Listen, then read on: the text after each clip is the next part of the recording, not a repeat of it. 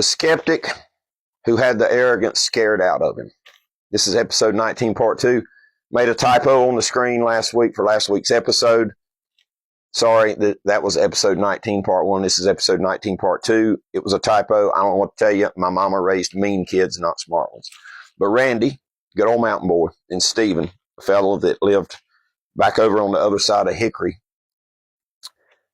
were camping out because Stephen was this guy who was not just a skeptic. He was one of these types. He knew all the answers, and he was very arrogant in it and felt very comfortable making fun of things, saying that there was absolutely no possibility that any cryptid could exist. And he mocked and was just generally annoying and irritating in his behavior. But Randy had challenged him. He said, "I'll take you to the woods up the mountains this weekend." Stephen accepted. They got up there, and we'll pick up where part 1 left off. They were headed back to camp being pursued by things unknown, just making a lot of racket, yelling and hollering and whooping. And Stephen said that the thought kept going through his mind the entire time as they were retreating back to their camp, that Randy had set all of this up ahead of time, and that had some accomplices who came out and were doing this to scare him and get a laugh over on him. But the sounds of their pursuers seemed to be getting closer, faster than the men could make up ground getting back to their camp. And they were carrying old school bulky flashlights. Those people in my age group will remember them, but they had a big battery pack, and it set down on top of the battery, and you screwed thumb screws down, and they were bulky, didn't have a heck of a long life. So as they were making their way back to camp very quickly, I might add, Randy's light went out. His battery died, and he told Stephen to stop. He said, "Stop, let me have your light. Mine's gone out." And Stephen replied, said, "You're really doing this upright, aren't you? Now your light's going out, huh?" Randy yelled and said, "Okay, fine, I'll follow you back to camp. Don't get us lost." Well, Stephen knew good and well that he would get them lost. So he said, "I'll play along, but if you run off and leave me, I will kill you for this."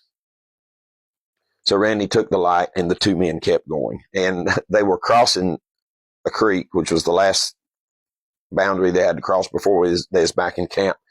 And old Stephen did a face plant in the creek. And he got up cussing. He completely lost it. He said, this is complete BS. Except he said the whole words. He said, "I am done with your BS, Randy." And Stephen didn't realize how close they were to camp. But he was just having a complete meltdown, a panic attack. Now, the noises of their unknown stalkers were extremely loud now, and it finally dawned on him in the middle of his meltdown how close these sounds were. And both men would say later that they thought that they were going to be overtaken at any moment. Randy grabbed his smaller spare flashlight and gave it to Stephen in exchange for the big flashlight. And both of them were just in a state of indecision for a few minutes. Just frozen in place. And the noise and how they were hearing the noises and how they were hearing the clear sound now of walking in the leaves. They heard something traveling behind them. It was close enough. They could hear the footsteps in the leaf litter. And Randy had brought 2 pistols, but he made a snap judgment. He said, he thought to himself, "I'm not going to arm Stephen because he's had this meltdown and I don't want to be shot." Stephen, meanwhile, was back to cussing, and he was yelling at Randy over and over, "Get your damn friends to stop. Get your damn friends to stop. I've had enough." And Randy said, "I wish they were my friends." And Stephen yelled and cussed again. He said, "Screw that." I cleaned it up a little bit, and he shined the light straight ahead in front of him. And he charged in the direction that he was shining the flashlight, which was toward where the noises were coming from. And a few steps into it, he wasn't sure how many, as he told me the story, but it was a very few steps. He was hit square in the head with something. And this object struck him at sufficient enough force to daze him, and he put him down on the ground on one knee. And he said he had to take a second. And he got up and was trying to regain his senses. And he said, all of a sudden I figured out that it had gone quiet, graveyard quiet. All of the yelling and hollering and whooping had quit.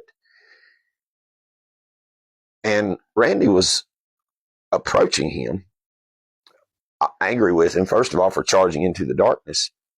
And he was about to ask him, what's your problem? And Stephen was about to ask him, what are we going to do? And suddenly both men started getting pelted by rocks. No noises, none of the yelling, none of the whooping or anything, or hearing anything walk in the leaf litter. It was just a parade of rocks for a good half a minute. And they retreated some distance and got down on the ground, covered their heads. If I had been them, sorry guys, I'm not armchair quarterbacking. I'm just saying I would have kept on going. I wouldn't have stopped and got on the ground. But I get it, in the heat of the moment. And it stopped. The rock throwing stopped. And they started shining their lights all around them, in all directions. It's paranoid. Complete silence. Total silence. But as Stephen was moving his flashlight, he caught movement, and he stopped his flashlight. And he said he was literally speechless for a minute. He couldn't even articulate to Randy what he had saw. And it's best just to tell you in his words. I will read from the direct interview here. Stephen, I saw something, and to this day, I can't say what it was. It was the biggest animal I've ever seen around here, and I was more scared than I'd ever been that night or in my whole life. It was moving from my right to my left, about 25 yards away or so, and it moved like a ghost in them woods, like it was gliding on 2 feet. And he looked at me and he said, how something that big could move so effortlessly and quietly is beyond me. And he said the thing of it moving just like a ghost, it was so quick, so stealthy, so quiet. He said that creeped him out more than anything, and started making the panic want to set back in. Except this time the panic was that he was actually going to get hurt by some kind of creature, as opposed to being pranked by Randy and some guys. So that stopped, and nothing else happened. No more noises, no more anything. But they both reported to me, said that a bad smell lingered in the area for just a few minutes, and then it was gone. And they were in silence. And then finally Randy broke the silence, and he said, I apologize to you for bringing you out here. He said, I never thought something like this would happen. So I thought we would hear some things, and that's it. And Stephen asked Randy, he said, did you see that huge thing? And Randy said, no, he didn't. And Stephen asked him at that time, he said, can we please just get out of here? They left, got to their vehicle post haste, and like his neighbor to this day, Randy, and certainly Stephen as well, never returned to that area again. So I talked to Stephen about it one-on-one, and I asked him, I said, why did you just immediately declare that this type of phenomenon was just completely impossible? And he said, a quote, I was told that it was not real, and it just didn't make sense to me. And I asked him, I said, who told you that it wasn't real? He said, well, just people in general, I guess. Then I asked him, I said, why did you feel so comfortable making fun and mocking people? He said, I don't know, but I'll never do it again. Skepticism we need.